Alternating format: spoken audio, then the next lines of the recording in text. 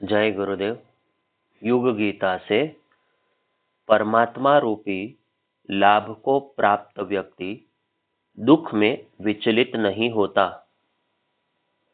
भगवान सर्वप्रथम 21वें श्लोक में कहते हैं कि उसी अवस्था को योग कहते हैं जिस स्थिति में जाकर योगी परमात्मा के स्वरूप में ही सतत बना रहता है, कभी विचलित नहीं होता। वहां वह इंद्रियों से भी परे जो आनंद है उसे सतत अनुभव करता है और उसका एहसास भली भांति अपने अंदर करता है। यह अतीन्द्रिय ज्ञान केवल शुद्ध हुई सूक्ष्म बुद्धि द्वारा ग्रहण करने योग्य है। जब हमारा मन पूरी तरह दम तोड़ दे एवं सतत चल रही विचारों की श्रृंखला टूट जाए तो समझना चाहिए कि अब हम अतीन्द्रिय स्थिति में पहुंच गए हैं। यहाँ तल्लीनता का भाव पैदा होगा, तन्मयता का, तद्रूपता का, उस परम सत्ता के साथ तादात्म्य का जो हमारा परम इष्ट है। यही अनंत आनंद की अनुभूति दिलाने वाला क्षेत्र है। यह आनंद उसी बुद्धि द्वारा ग्रहण किया जाता है जो पूर्णतः शुद्ध है, ध्यान के माध्यम से शुद्ध हो चुकी है। इंद्रियातीत स्थिति में पहुंचकर ही इस परम अवस्था का अनुभव साधक को होता है। अलौकिक स्तर का सबसे बड़ा लाभ। आगे 22वें श्लोक में भगवान कहते हैं कि जिस परमात्मा की प्राप्ति रूपी लाभ को प्राप्त करके उससे बड़ा लाभ वह योगी मानता नहीं और इस अवस्था में स्थित होकर वह बड़े से बड़े दुख से भी विचलित नहीं होता। जीवन संग्राम में सही ढंग से जीने वाला इसी स्तर का साधक होता है। लाभ की भाषा हर लौकिक स्तर के व्यक्ति को समझ में आती है।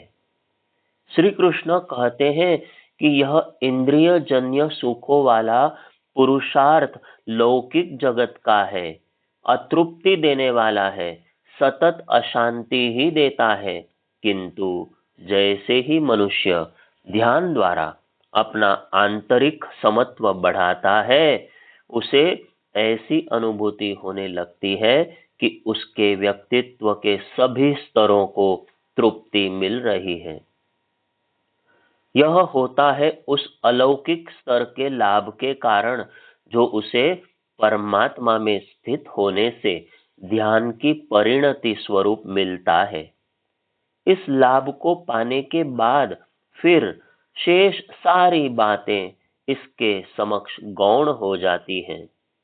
फिर वह इंद्रिय तुष्टि हेतु बहिरंग में नहीं भटकता। इसी के साथ आनंद के इस आंतरिक उद्गम का अन्वेषण कर, आस्वादन कर, वह बहिरंग संसार के महानतम दुखों, व्यक्तिगत जीवन की आफतों, कष्टों आदि से जरा भी विचलित नहीं होता। अपने अंदर के आनंद के भंडार को खोज लेने के बाद वह एक अपार स्तर की सहन शक्ति विकसित कर लेता है। उस स्थिति में पहुंचकर वह तमाम सांसारिक दुखों की अवहेलना कर देता है। उसे लगता है कि ये सब जो घटनाएं घट रही हैं उसके भीतर तो हैं, किंतु उसकी है नहीं। सभी उससे बहुत दूर हैं, उसे घबराने की कोई जरूरत नहीं। हम सभी लोकमान्य तिलक के जीवन की घटना को जानते हैं। वे केसरी समाचार पत्र का संपादन कर रहे थे, जिसकी प्रतीक्षा उन दिनों सारा राष्ट्र करता था। पुत्र के निधन का समाचार उन्हें मिला, तब वे डेस्क पर थे। उस समाचार ने उन्हें तनिक भी विचलित नहीं किया। वे तुरंत गहन ध्यान की स्थिति में गए, प्रारब्धवश हुई इस दुर्घटना का कारण जाना एवं फिर काम में जुट गए। हम सभी इस उच्च अवस्था में नहीं पहुंच सकते, किंतु प्रयास तो कर सकते हैं कि परमात्मा में स्थित होकर अपने अंदर के उस स्रोत को पहचाने, जिसे जानने के बाद बड़े से बड़ा दुख भी विचलित नहीं करता। दुख से मिटते हैं प्रारब्ध। जिसे भगवान मिल गए, वह बड़े से बड़ा दुख भी हंसकर सहन कर लेता है।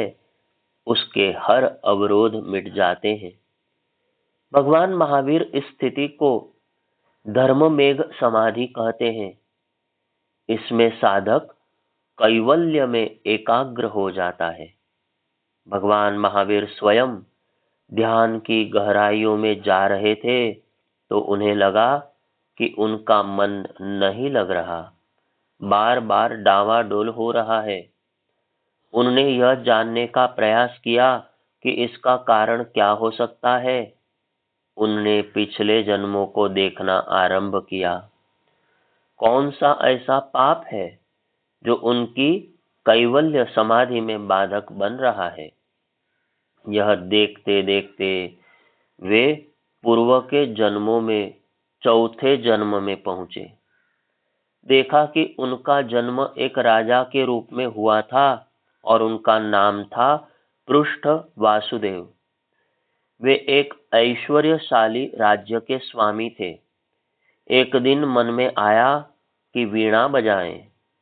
वीणा बजाने लगे तो देखा कि उनके अधीनस्थ काम करने वाला एक दास बड़े एकाग्र भाव से वीणा सुन रहा है। सुनते सुनते उसका ऐसा ध्यान लग गया है कि वह समाधि की सी स्थिति में पहुंच गया है। दास का नाम था शय्यापाल। जो बिस्तरों की देख रेख करे वह शय्यापाल। राजा को बड़ा क्रोध आया कि वीणा हम स्वांतः सुखाय बजा रहे हैं, वह हमारा दास आनंद ले रहा है। अहंकारवश क्रोध आया और राजा यानी कि महावीर के पूर्व जन्म का रूप ने पिघला हुआ सीसा शय्यापाल के दोनों कानों में डलवा दिया। समय बीता, राजा की मृत्यु हो गई, पर यह कर्म गांठ बन गया। जन्मों की इस श्रृंखला में परिपाक होते होते वह इस स्थिति में पहुंच गया। ध्यान में देखा तो पाया कि यही पाप मेरी समाधि में बाधक बन रहा है। उन्होंने संकल्प से तरंगे भेजी, हे शय्यापाल, तुम कहाँ हो? मेरे पास आओ और मुझे दंड दो, ताकि मैं उरुण हो सकूं और समाधि को प्राप्त कर सकूं। महावीर का यह 5वां जन्म था। उस शय्यापाल का भी, उसके भी इतने ही जन्म हो चुके थे। ध्यान की स्थिति में जब वे बैठे थे तो एक किसान बैल लेकर आया और बोला कि हे साधु, तुम आंखें बंद करे बैठे हो, मन तुम्हारा नहीं लग रहा, तुम मेरे बैलों को देखते रहना, मैं अभी आता हूं। कैवल्य की प्राप्ति। महावीर समझ गए कि शय्यापाल को संदेश पहुंच गया, वही आया है। बैलों को देखने के स्थान पर वे पुनः ध्यान में चले गए। बारंबार संदेश देने लगे कि मेरे संकल्पों से कर्मों की जो गांठ बंधी है वह खुल जाए, ताकि मैं कैवल्य को प्राप्त कर सकूं। इसी ध्यान की स्थिति में बैल चरते चरते दूर चले गए। कुछ क्षणों बाद वह किसान लौटा। उसने पूछा कि उसके बैल कहाँ गए। महावीर तो ध्यान में थे, उन्होंने सुना नहीं। उस किसान ने 2 कीलें ली और महावीर के दोनों कानों में ठूंस दी। उसे बड़ा संतोष हुआ, पर महावीर ने सारा कष्ट सह लिया, क्योंकि ऐसा होते ही उनकी कर्म ग्रंथियां खुल गईं और वे कैवल्य को पहुंच गए। कुछ घंटों बाद गांव वालों ने आकर कीलें निकाली और कहा कि यह तुम्हारे साथ किसने किया? महावीर कुछ न बोले, मुस्कुराए, फिर कहा, कर्म विधान ने सब किया, हित के लिए किया। शय्यापाल ही आया था, वह अपना प्रतिशोध लेकर चला गया था। इसके साथ भगवान महावीर का वह कर्म भी नष्ट हो गया एवं वे समाधि को प्राप्त हो गए।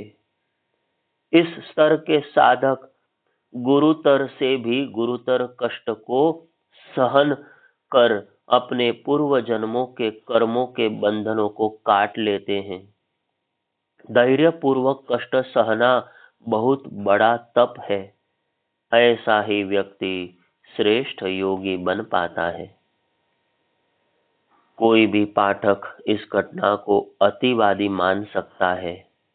दोनों कानों में कीले ठोकने पर भी क्या कोई व्यक्ति समाधिस्थ हो सकता है?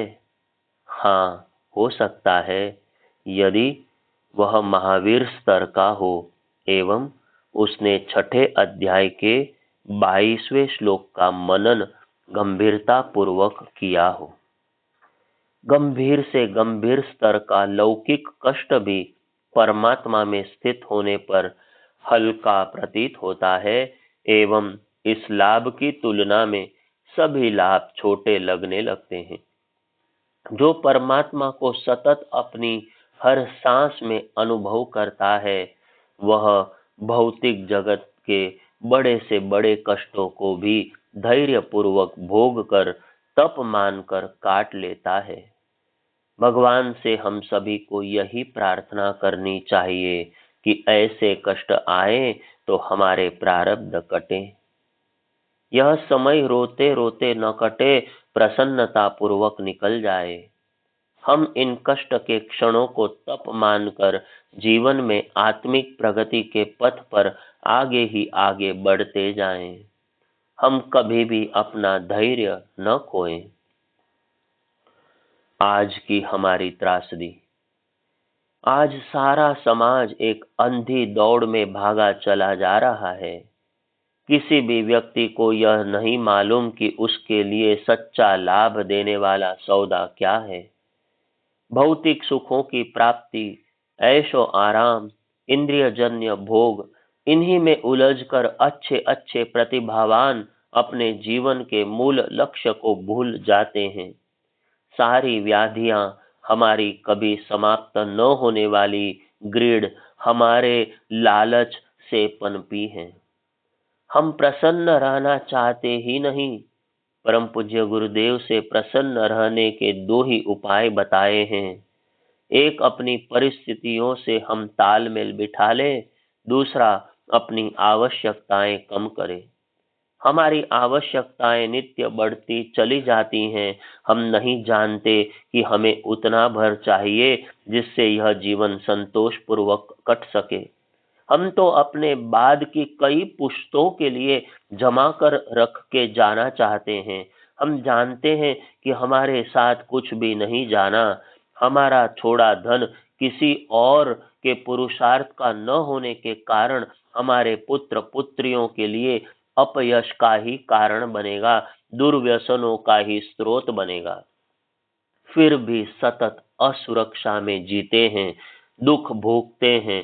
थोड़ा सा नुकसान भी हमें कष्ट दे देता है। आखिर यह नासमझी क्यों, वह भी समझदारों द्वारा? गीता एक संदेश यहाँ देती है हमें इस 22वें श्लोक द्वारा। हम सबसे बड़ा लाभ इस अपने जीवन का वही माने जिसमें हमें परमात्मा की अनुकंपा मिल जाए, उनकी शरणागति हम आ जाएं, उनमें आदर्शों व सत प्रवृत्तियों के समुच्चय में हम स्थित हो जाएं। यदि ऐसा हो गया तो हमें संसार का सबसे बड़ा लाभ मिल गया। वह है अनिर्वचनीय शांति, संतोष, सतत उल्लास, रचनात्मकता एवं विधेयात्मकता। उस परमात्मा सत्ता की अनुभूति हर सांस में, हर पल सतत।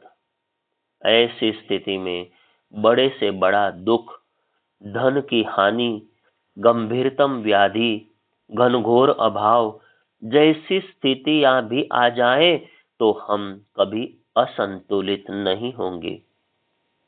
परमात्मा उस स्थिति से हमें निकाल लेंगे, क्योंकि हम उस उच्च अवस्था में स्थित हैं जहां वह हमारे साथ है, हमारा पायलट है, हमारा बॉडीगार्ड है, सतत हमें संरक्षण दे रहा है।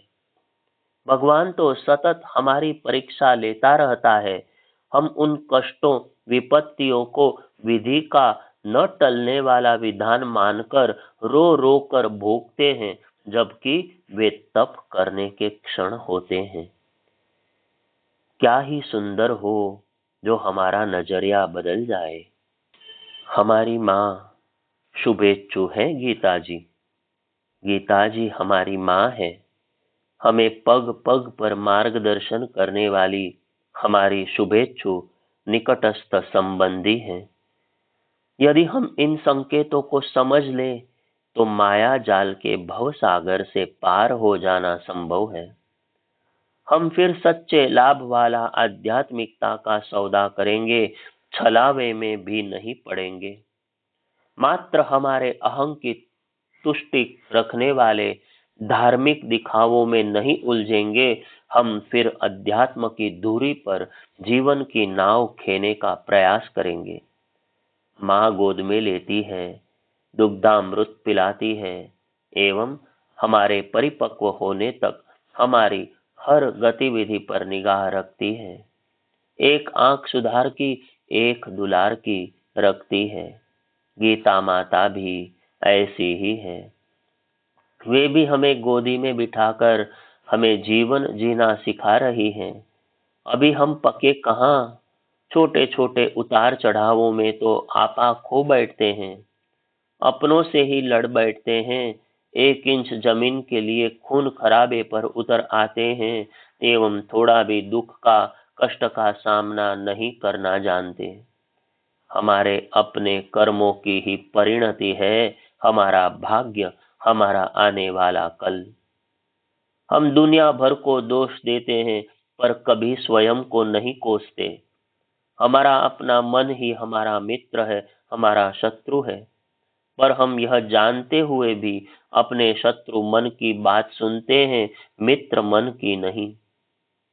जीवन जीने की कला का मार्गदर्शन देती है गीता।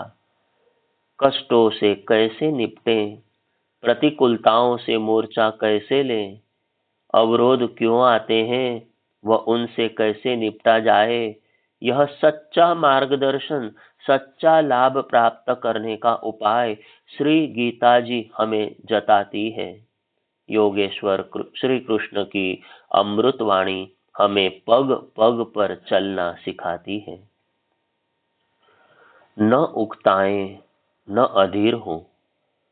श्री भगवान आगे 23वें श्लोक में कहते हैं कि ऐसी अवस्था जिसमें भारी से भारी दुख से भी हम विचलित नहीं होते, ही सच्चा योग है। और यह योग उसी के द्वारा सद पाता है जो उकताता नहीं, अधीर नहीं होता तथा सदैव विधेयात्मक चिंतन के साथ, उत्साह युक्त चित्त के साथ मनोयोग पूर्वक अपने कार्य में लगा रहता है। वे कहते हैं योगम योक्तत्वः, योग धैर्य पूर्वक योग युक्त होकर दैनंदिन जीवन में संपादित किया जाना चाहिए।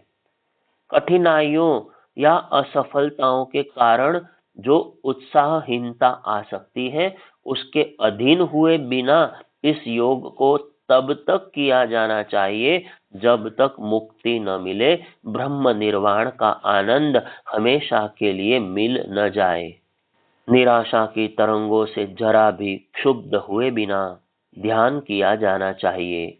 अपने दैनंदिन जीवन के कर्म संपादित किए जाते रहना चाहिए।